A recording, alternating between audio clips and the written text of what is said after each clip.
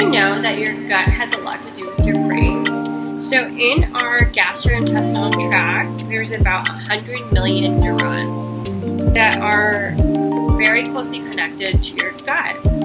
And if your neurons are not doing so well and there are toxins in your stomach, such as from taking antibiotics when you were younger or from the antibiotics that are placed in our meats and in our foods, then it is possible that you are likely to have an unhealthy gut.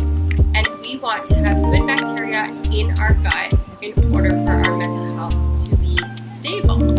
Sometimes the gut bacteria is bad bacteria, which can be from foods that are inflammatory. So something to look out for is, what am I eating and am I feeling inflamed or bloated?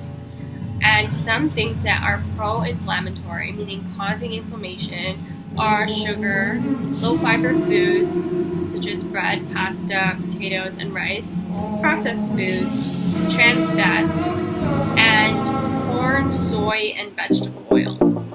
So even though corn and soy is seemed to be good for us in mainstream media, that is not the case. Corn oil actually is inflammatory. And for a lot of people, artificial sweeteners and gluten can do that to you as well.